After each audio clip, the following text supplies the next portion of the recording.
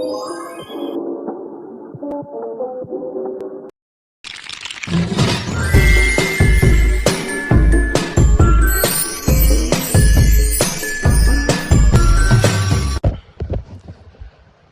warahmatullahi wabarakatuh.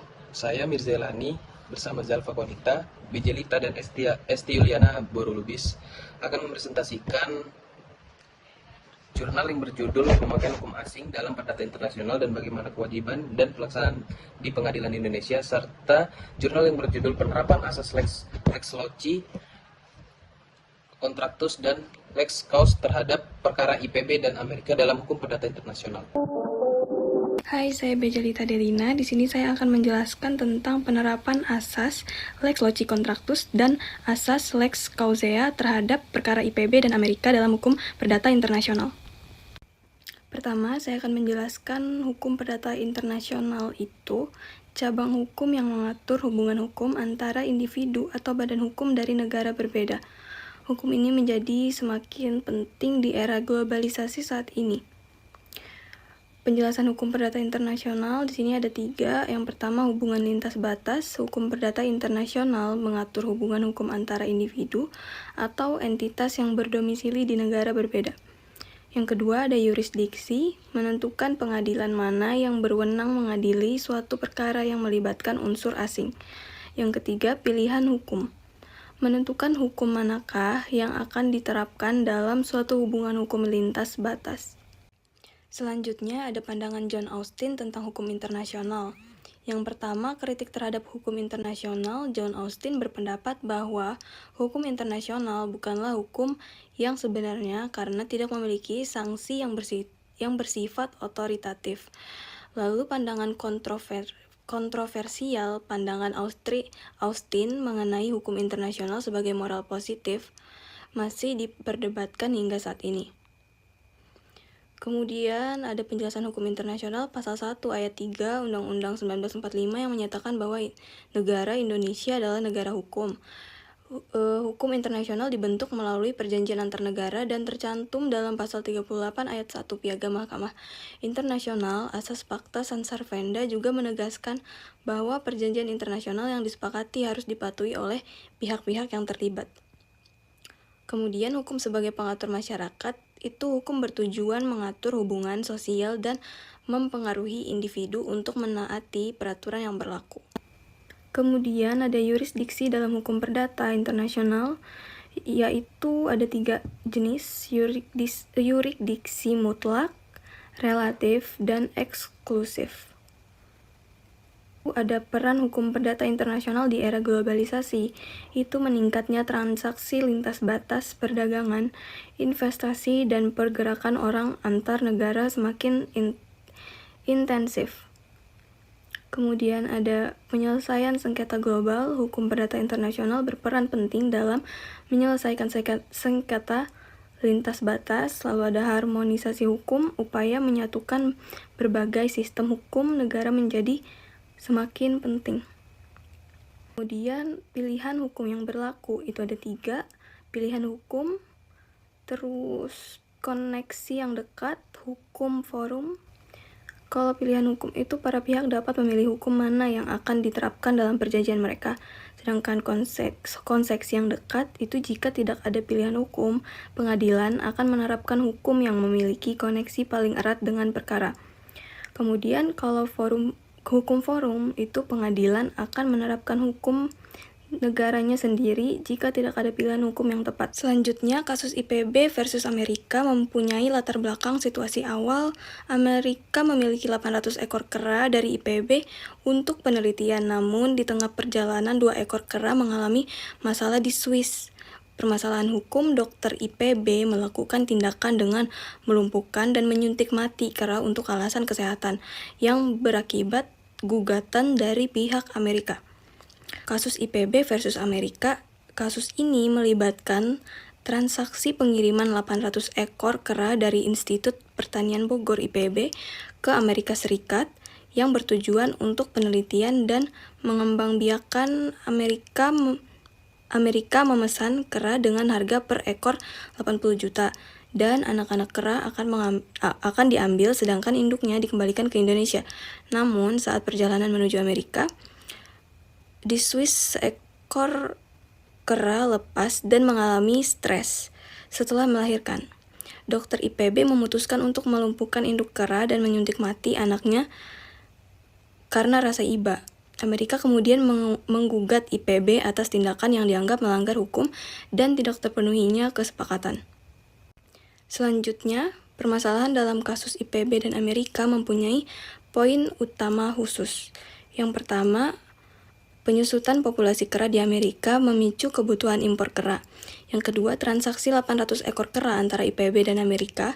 Yang ketiga, IPB tidak dapat memenuhi jumlah yang disepakati akibat insiden di Swiss. Yang keempat, gugatan Amerika terhadap IPB karena pelanggaran hak satwa. Selanjutnya ada titik taut dalam hukum perdata internasional. Titik taut menentukan hukum yang berlaku dalam suatu perkara. Titik taut terbagi menjadi titik taut primer dan sekunder. Kalau yang primer, unsur kewarganegaraan pihak yang terlibat, penggugat adalah warga negara Amerika Serikat dan tergugat adalah warga negara Indonesia, sehingga kasus ini tergolong sebagai kasus hukum perdata internasional. Yang kedua, yang sekunder, faktor-faktor yang menentukan berlakunya suatu sistem hukum berdasarkan asas lex loci contractus, itu hukum Indonesia yang berlaku karena tempat pelaksanaan kontrak adalah di Indonesia. Yang kedua, asas lex loci solutionis, hukum Amerika yang berlaku karena tujuan perjanjian adalah melahirkan anak kera di Amerika. Lalu ada asas lex loci commissi atau delikti, hukum Swiss yang relevan karena pelanggaran suntik mati anak kera terjadi di Swiss. Lalu ada asas causea, itu hukum Indonesia dominan karena IPB memiliki tanggung jawab utama untuk memastikan kesehatan kera selama perjalanan. Kemudian ada asas-asas dalam dalam perjanjian internasional. Asas lex loci contractus dan lex causea berfungsi sebagai penentu hukum yang berlaku dalam penyelesaian sengketa.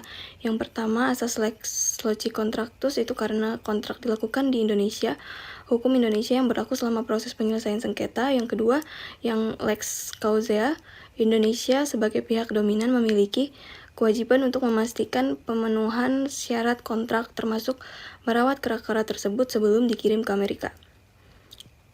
Kemudian ada contoh penerapan asas dalam kasus. Yang pertama, penerapan lex loci contractus karena tempat kontrak di Indonesia saat gugatan terjadi.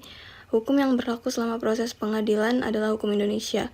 Yang kedua, penerapan lex causea, IPB memiliki kewajiban menjaga kesehatan kera hingga tiba di Amerika. Ketidaksempurnaan pemenuhan kontrak mati dan dilumpuhkannya kera menjadi alasan Amerika mengajukan gugatan. Selanjutnya, penyelesaian perkara dalam kasus ini, IPB menghadapi keadaan terpaksa atau overmatch yang menyebabkan mereka harus melumpuhkan induk kera dan menyuntik mati anaknya. Gugatan Amerika diajukan di Pengadilan Bogor karena lokasi tergugat IPB berada di Indonesia. Hukum yang digunakan dalam proses ini adalah hukum Indonesia sesuai asas lex loci contractus dan lex causea. Kesimpulannya, asas lex loci contractus dan lex causae dalam hukum perdata internasional efektif diterapkan dalam kasus ini karena hukum yang digunakan sudah sesuai dengan teori kepastian hukum, di mana hukum Indonesia diterapkan selama proses penyelesaian perkara di Pengadilan Indonesia. Sekian dan terima kasih. Assalamualaikum warahmatullahi wabarakatuh. Saya Mirzelani sama Zalfa Konita dan Estiuliana Borulubis akan mempresentasikan jurnal yang berjudul Pemegang Hukum Asing dalam Perdata Internasional dan bagaimana kewajiban dan pelaksanaan di Pengadilan Indonesia.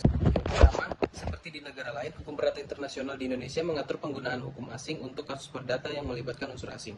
Misalnya dalam perkawinan antara warga negara yang berbeda, pengadilan harus menentukan hukum negara mana yang harus diterapkan untuk menilai keabsahan perkawinan tersebut. Dalam hal ini, choice of law atau conflict of laws rules menjadi acuan bagi pengadilan dalam memilih hukum yang berlaku untuk kasus perdata yang bersifat internasional. Ini memberikan keadilan bagi pihak yang terlibat dengan menerapkan hukum yang memiliki hubungan terdekat dengan peristiwa hukum tersebut. Selanjutnya, teori von Savigny tentang choice of law. Friedrich Karl von Savigny, seorang ahli hukum Jerman, berpendapat bahwa hukum suatu kasus perdata sebaiknya berasal dari negara yang memiliki kaitan terdekat atau titik taut dengan kasus tersebut. Contoh, sengketa atas kepemilikan barang harus diputuskan menurut hukum tempat barang tersebut berada. Pendekatan ini dinilai memberikan penghormatan antar sistem hukum dan keadilan yang setara. Selanjutnya, metode penentuan hukum yang berlaku. Ada beberapa teori tentang choice of law. Von Savigny menyarankan hukum negara yang menjadi pusat peristiwa hukum, sedangkan Bartolo dari Sassoferrato menyarankan bahwa hukum nasional hanya berlaku bagi barang dan orang di wilayah hukum nasional. Teori-teori ini digunakan oleh berbagai negara dalam hukum perdata internasional mereka masing-masing untuk menentukan hukum mana yang memiliki titik taut terdekat kasus tertentu. Selanjutnya, metode dalam choice of law. Lex loci contractus, hukum tempat kontrak dibuat. Lalu ada lex loci solution, hukum tempat pelaksanaan kontrak. Selanjutnya ada the proper law of the contract, hukum yang memiliki hubungan paling kuat dengan kontrak. Dan the most characteristic performance, hukum dari pihak yang memiliki kewajiban utama dalam kontrak. Metode ini beragam sesuai dengan teori hukum dari tokoh seperti Savigny, Bartolo, dan Sassoferrato, dan lainnya. Peraturan hukum perdata internasional di Indonesia. Di Indonesia, peraturan hukum perdata internasional terutama bersumber dari hukum kolonial Belanda seperti Algemeen Bepaling van Wetgeving voor Nederlands Indie. Pasal 16 hingga 18 AB membuat prinsip dasar choice of law yang antara lain menyatakan bahwa status dan kecakapan warga Indonesia tetap tunduk kepada hukum nasional meskipun berada di luar negeri. Itu pasal 16. Selanjutnya ada hukum negara di mana barang tetap berada, mengatur segala aspek terkait barang tersebut. Ada di pasal 17. Bentuk tindakan hukum ditentukan oleh negara tempat tindakan tersebut dilakukan. Ada di pasal 18 ayat 1. Selanjutnya, selain AB, jurisprudensi dan doktrin juga melengkapi ketentuan hukum perdata internasional di Indonesia. Misalnya, pada kasus 1925, Rat van Justil di Medan menerapkan hukum Jepang untuk seorang wanita negara Jepang yang mengajukan permohonan pilot. Selanjutnya akan dilanjutkan oleh Mbak Zalfa. Terima kasih. Pada kali ini saya akan membahas terkait dengan hukum asing dan status personal di Indonesia. HPI Indonesia menetapkan bahwa status personal warga negara asing atau WNA ditentukan oleh hukum nasionalnya mengikuti prinsip nasionalitas. Artinya, status dan kecakapan seseorang diputuskan oleh hukum negaranya meskipun ia berada di luar negeri. Contohnya, jika seorang warga negara asing mengalami kasus hukum terkait status personal di Indonesia, hukum nasionalnya akan digunakan untuk menentukan statusnya. Lanjut kepada pemakaian hukum asing dalam kasus kontrak dan PMH. Dalam kontrak yang memiliki unsur asing, Indonesia mengizinkan pihak yang terlibat untuk memilih hukum yang akan digunakan. Beberapa doktrin yang digunakan untuk menentukan hukum yang berlaku antara lain, lex loci contractus atau hukum tempat kontrak dibuat. Yang kedua ada lex loci solution atau hukum tempat pelaksanaan kontrak. Yang ketiga ada proper law of the contract atau hukum yang memiliki titik taut terbanyak dengan kontrak. Dan yang terakhir ada hukum dari pihak yang memegang peran paling karakteristik. Profesor Subargo Gautama, pakar HPI Indonesia, menyarankan penggunaan prinsip most character performance untuk menentukan hukum yang berlaku pada kontrak internasional. Contohnya, jika sebuah kontrak dibuat di Jepang antara dua perusahaan asing, namun aktivitas utama kontrak dilakukan di Indonesia, maka hukum Indonesia dapat berlaku sesuai prinsip ini. Lanjut kepada tantangan dalam pelaksanaan hukum asing. Meskipun peraturan HPI Indonesia menunjuk pada pemakaian hukum asing, praktik di pengadilan Indonesia masih sering mengabaikan hal ini. Beberapa masalah juga dalam praktik pengadilan Indonesia terkait penggunaan hukum asing, seringkali hakim mengabaikan prinsip ius curia novit, yang berarti bahwa pengadilan seharusnya tahu hukum yang relevan, termasuk hukum asing.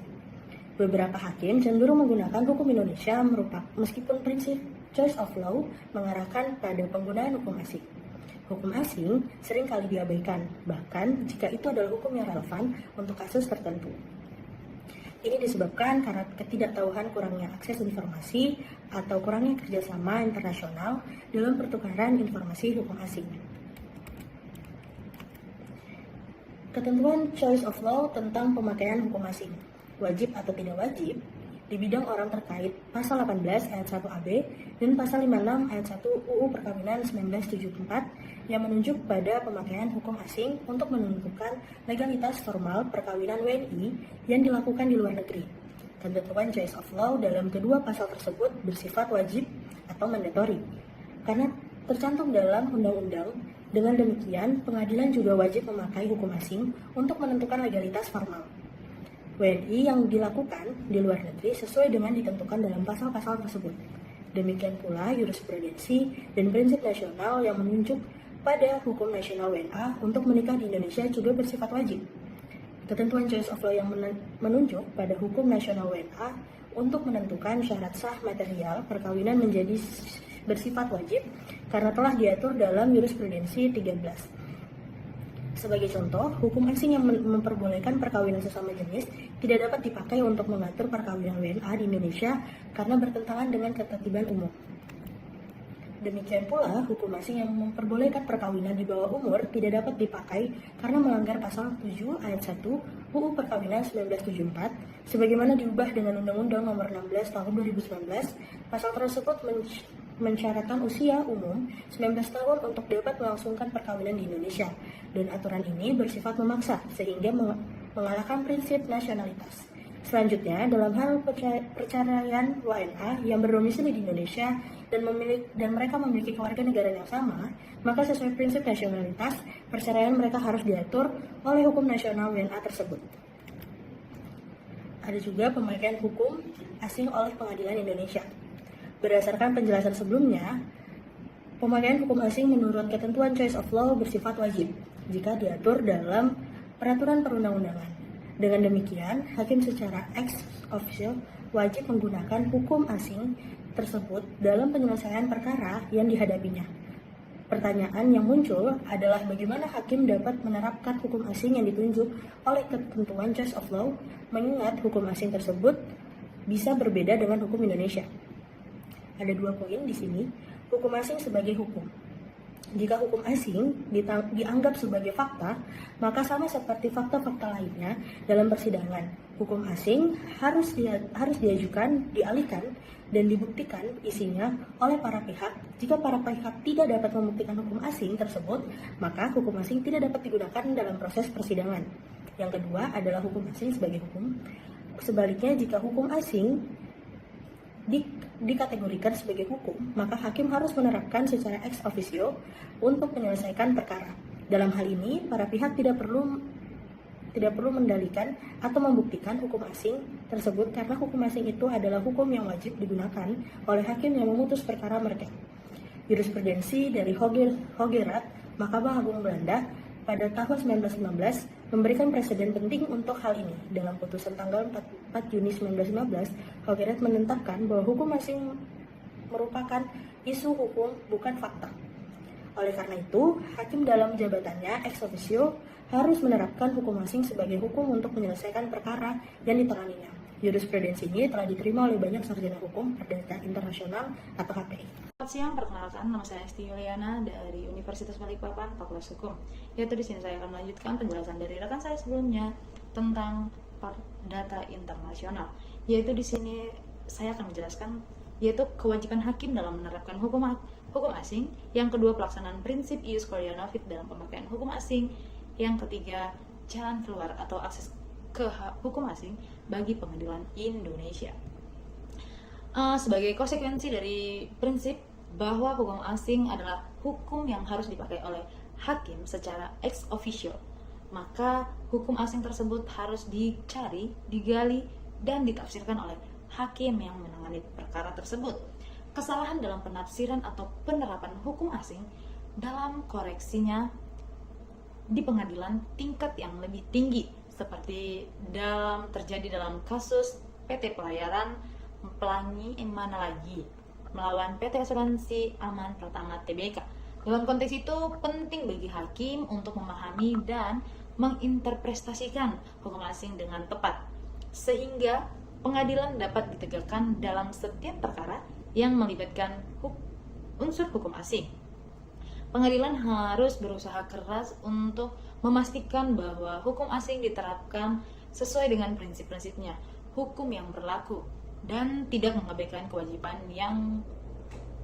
untuk menggali dan memahami hukum tersebut. Jadi penting bagi kita untuk memahami hukum asing yang berlaku gitu, apalagi kita sebagai anak hukum. Selanjutnya, nah di sini saya akan melanjutkan tentang pelaksanaan prinsip ius coelho novit dalam pemakaian hukum asing, yaitu bagian ini menjelaskan pelaksanaan prinsip ius coelho novit atau pengadilan tahu hukum, yang dimana perlu digarisbawahi itu di sini dipaksa secara wajib gitu. Pengadilan harus mengetahui hukum asing maupun luar negeri. Kita sebagai seorang hukum harus mengetahui hukum asing maupun luar negeri agar tidak ada kesalahan dalam penafsiran atau penetapan hakim atau hukum asing bagi perkara yang ada. Dalam konteks pemakaian hukum asing di pengadilan di Indonesia, meskipun tidak ada peraturan yang jelas mengenai cara pengadilannya, pengadilan menemukan dan menafsirkan hukum asing. Terdapat ketentuan dalam pasal 50 ayat 1 LV dan pasal 10 ayat 1 Undang-Undang Nomor 48 Tahun 2009 tentang kekuasaan kehakiman yang mewajibkan pengadilan dan menemukan hukum yang berlaku untuk menyelesaikan perkara termasuk hukum asing. Nah, di sini prinsip ius coelho novit, pengadilan wajib mencari dan menginterpretasikan hukum asing yang ditunjuk oleh ketentuan choice of law. Contoh penerapan prinsip ini terlihat dalam kasus Marubeni Corporation melawan PT Indokaya Nissan Motors, yang dimana pengadilan sendiri menemukan dan menerapkan hukum Jepang tanpa harus meminta ahli hukum dari Jepang. Nah, jadi penyelesaian perkara ini dia menggunakan hukum Jepang karena dia perantara Indonesia dan perusahaan Jepang gitu. Jadi dia menggunakan kedua hukum tersebut gitu. Selanjutnya itu kendala dalam penerapan prinsip. Setelah kasus Marubeni, pengadilan di Indonesia sering tidak sepenuhnya menerapkan prinsip ius coelho novit dalam kasus-kasus hukum asing. Misalnya dalam sengketa PT Pelayaran mana lagi melawan PT Asuransi Harga Aman Pratama Tbk. Penggugat membantu pengadilan untuk menemukan isi hukum Inggris yang berlaku. Nah, di sini penggugat yang membantu gitu. Terus selanjutnya itu pengabaian unsur asing.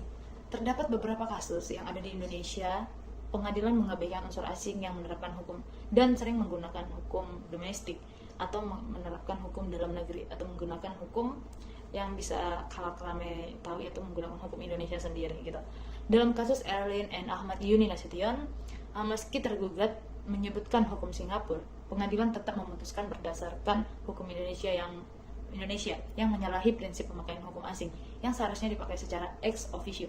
Jadi ternyata dalam kasus ini tergugat sudah menjelaskan atau sudah menyebutkan bahwa yang dipakai itu adalah hukum Singapura, tetapi hakim sendiri atau yang mengadili tidak menghiraukan atau tidak atau mengabaikan lah ya, istilah katanya mengabaikan perkataan tersebut, dan dia tetap memutus menggunakan hukum yang ada di Indonesia. Nah, sebenarnya kalau dalam prinsipnya itu tidak bisa gitu loh. Karena kita sedang menyelesaikan perkara internasional, bukan perkara dalam negeri, bukan secara Indonesia dan Indonesia. Ini melalui dua negara atau lebih gitu. Selanjutnya itu pengabaian itu. Ya, terus kesalahan penerapan hukum gitu. Pengadilan juga bisa salah dalam menerapkan hukum asing. Misalnya dalam kasus PT Pelayaran mana lagi, pengadilan keliru memahami yurisdiksi eksekutif yang seharusnya berlaku untuk sengketa asuransi. Nah, di sini jadi yang harus diperlukan adalah kecermatan atau ketelitian seorang pengadilan atau hakim yang menangani perkara tersebut agar tidak terjadi kesalahan-kesalahan berikutnya.